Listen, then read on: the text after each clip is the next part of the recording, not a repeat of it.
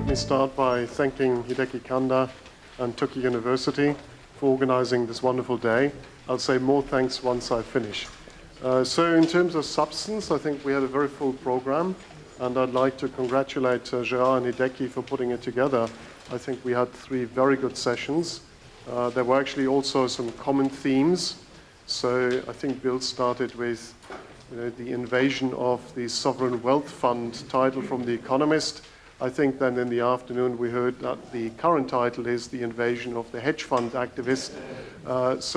Which does not mean that we shouldn't be worried about sovereign wealth funds. I think you made the point, Bill, that we have nothing to worry about.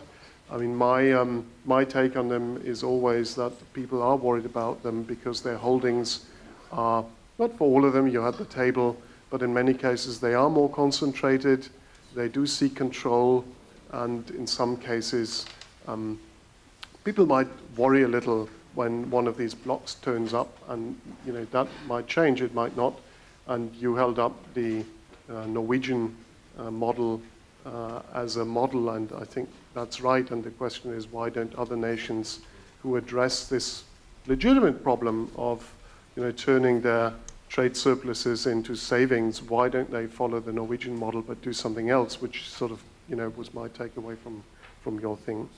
We had, of course, Curtis, who showed us just how complex China is, and that we're only starting to understand what is really going on. And there again, I mean, China is just so large. I think whatever Chinese do matters for all of us. So we are very interested in what China does, in whatever it does, in all dimensions. And I just, thought myself, I don't speak Chinese, so I think there's no chance of this ever happening. But me being invited to be a director of the company of which what you put the picture up, I think that's a truly frightening prospect. So anyway, my own paper I had not really prepared well enough. I think I should have had facts here about how bad the acquisition problem is in Asia. I apologize for that. Maybe I come back and I then tell you how big a problem it is and whether that needs to look for a solution or not. I think we've spoken about hedge fund activism. Now, I think for the afternoon, we should really thank Oliver Hart, in his absence, for getting Renee interested in thinking about corporate social responsibility. Wherever I go, representing ECGI as a network, global network of scholars, people say, could you not get the scholars to think more about corporate social responsibility? And I say, well, sorry, I'm just another professor. I mean, they don't work for me. I don't know how to make them think about things. Now we know. Oliver has set the tone, and it's very good that people are thinking more about it. I think we then also heard an interesting link between everything. Because Gerard pointed out that pension funds are so important, and they came up all day. It doesn't matter whether they're sovereign wealth funds, whether they fund shareholder activism, whether they, in fact, are involved with state-owned enterprises. We have pension funds everywhere. They are very important for all of us, either as beneficiaries or as people who provide capital or as people who are involved in governance. And as Jack pointed out, the question who governs the governor or who monitors the monitor is of course very important. Now here I must say something positive about our friends from the United Kingdom. Let's not forget not all of them voted to go out. There are very important ideas that come from the United Kingdom. One of them is this stewardship idea. I think they have pointed out, and they've done something about the fact that there is this question about the relationship between the beneficiaries and the representatives of the beneficiaries, and that there's a second relationship there that needs to be looked at, and then what the relationship is between the funds that are supposed to do stewardship and the actual companies that they invest in. So important ideas will remain coming forward from the United Kingdom, no matter which bloc they belong to, and it's a very good thing. Now, regarding Japan, sitting here and being a visitor again, I just thought, you are so lucky. because everybody talks about Japan and how badly it's doing. I walk around this city, I don't see that it's doing that badly. I think it's doing very well. And on top of that, it is, apart from the occasional earthquake, it is an island of stability. You haven't had a banking crisis. You are actually doing pretty well on the hedge fund activism front. So you look around the world and you see all these developments everywhere else, and you have the luxury of being able to engage in dialogue and study and invite people to hear what their experiences are, and then pick and choose whether you want to do any of these things that these other people are doing.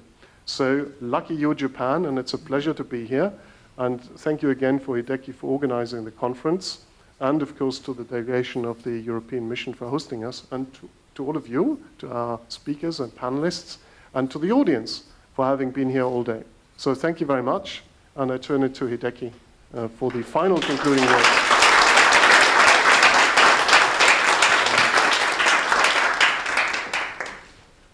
Very few words indeed. That is the number of literature or the volume of literature on corporate governance, both in Western countries as well as in Asia, it's huge indeed. But what we know from those literature seems to me is much less than one might expect. We know so little on corporate governance. That's what I learned from today's discussion, which means there is much room for future research and the future conferences like the one that we had today. So we plan to have this conference hopefully next year, perhaps somewhere in other parts of Asia, Singapore perhaps. So we would like you to get involved in our future dialogues and conferences. That is the very precious places where we get together and exchange our views from around the world, anyway. And so having said that, we'd like to thank the EU delegation to Japan and the Financial Services Agency for their wonderful help and cooperation with this conference. And also thank ECGI and the University of Tokyo, all the staff members, Ms. Inoue, and also younger people for the tremendous preparation for this conference. And also I have to thank speakers, especially for those who who have come over whichever direction, spend more than probably 12 hours flight. And also like to thank all of you who participated in this conference today. So I hope to see you again soon somewhere in our planet. Now, drinks are waiting outside, and thank you very much. どうも長い間ありがとうございます。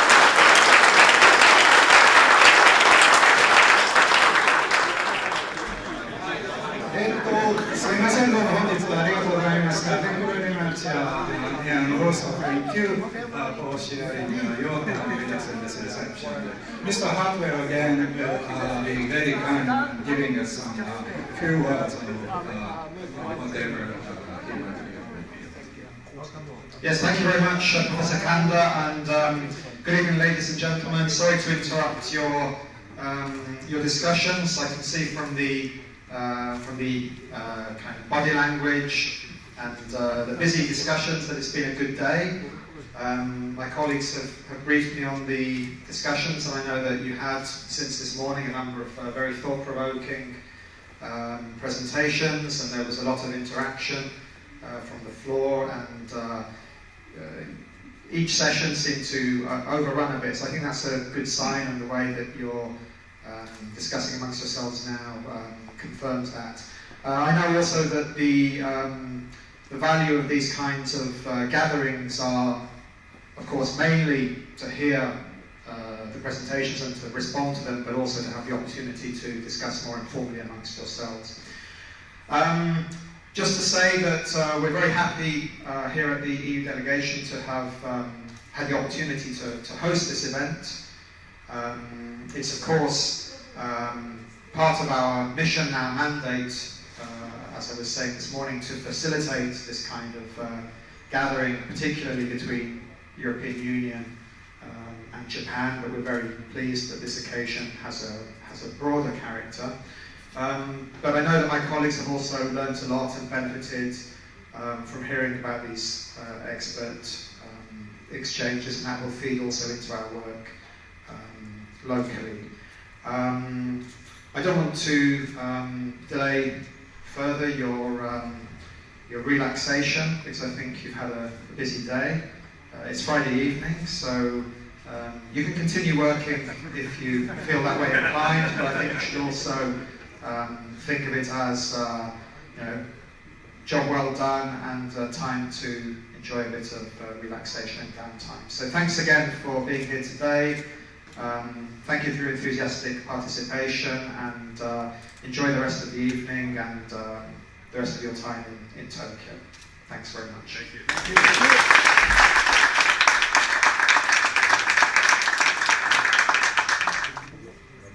Yes, as I mentioned this morning, ECGI is a European institute, but we try to have a more global presence. And actually, we have identified 2 places in Asia that are most suitable, which doesn't mean the others are not, but we have 2 that we have preference. One is Japan, because it's a country that is interesting and receptive to discussions. And the other is Singapore, because it is a country that is open to the outside. It's like the Switzerland of Asia, which of course provides some affinity as far as I'm concerned. But they're also very international and internationally oriented.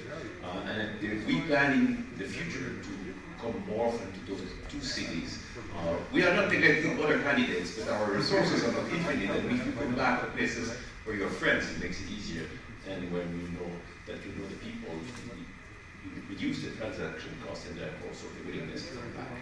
So I guess the next visit we're going to do is going to be in Singapore again, and we hope definitely that we will have another opportunity to visit the European delegation. It was a pleasure to be here with fantastic institutions. You're a great host. Thank you very much.